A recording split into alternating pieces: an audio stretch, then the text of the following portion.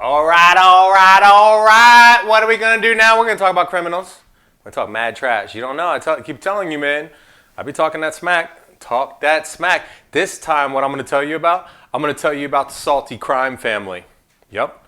This thing, people, you guys, every once in a while I hear people say business of insurance is boring. No, no, no. If you think the business of insurance is boring, it's probably you that's boring. You can say, I told you. I said it. Anyway, salty crime family out of Tampa, okay?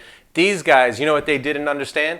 Is that everything associated with the business of insurance is all statistical, right? There's these concepts out there called the law of large numbers, where an insurance company comes out and they're selling insurance in Tampa. Are they only selling insurance to a specific group of people in Tampa if it's healthcare, or are they selling insurance to everybody? Well, they sell to everybody. And one thing that it really sticks out like a sore thumb is when those statistics don't line up. And what I mean is, this salty crime family, they were busted for $230-something thousand in auto insurance fraud. It turned out that these guys, over the course of I think it was 3 years, staged somewhere in the ballpark of 6 or 7 accidents. Wait a minute. These accidents all took place in gas stations.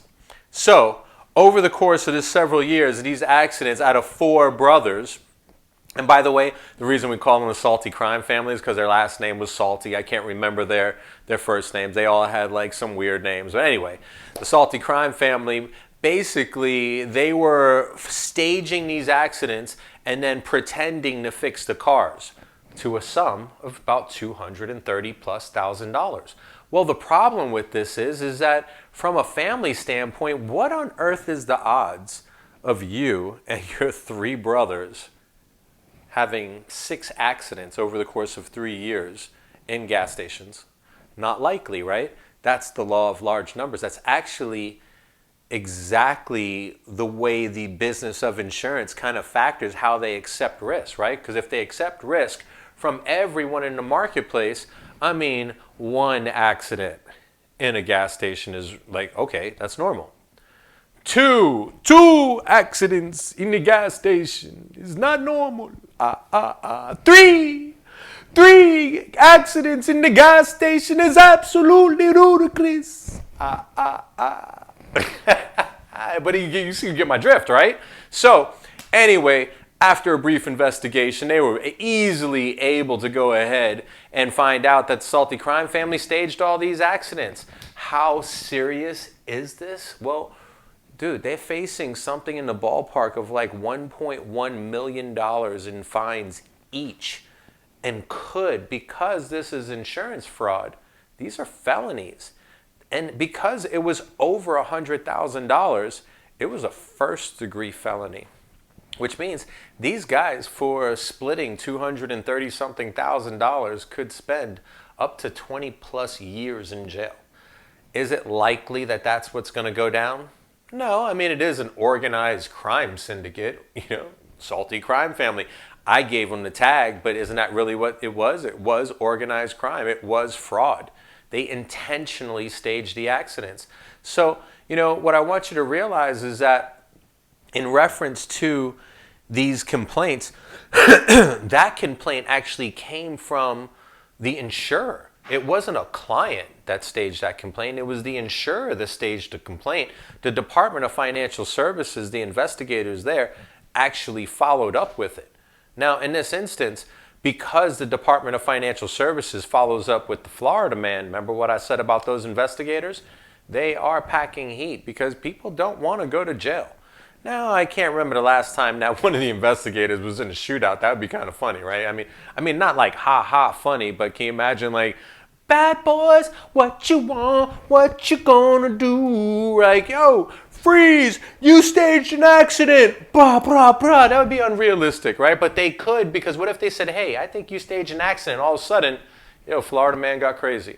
That's why they pack guns. So the Division of Investigative and Forensic Services sounds very CSI Miami, right?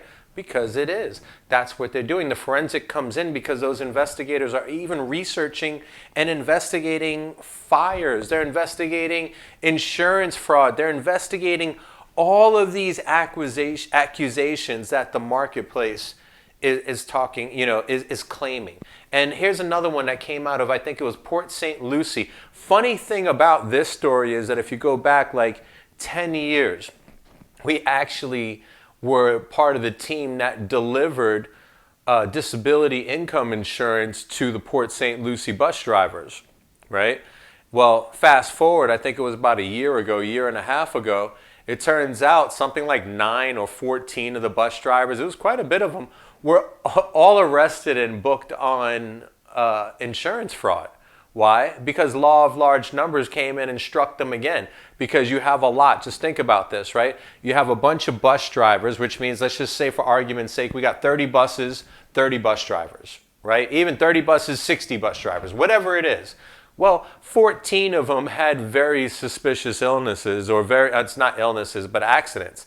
So here it is, they had the coverage. One person figured out that they could get paid for certain little things that happened, and all of a sudden, it looks like so about 14, 9 to 14 of those people. It's going to make me laugh every time. We're not going to be able to do this. This is going to make me laugh, guys. It's going to go ahead and it's going to put up a red flag. Why?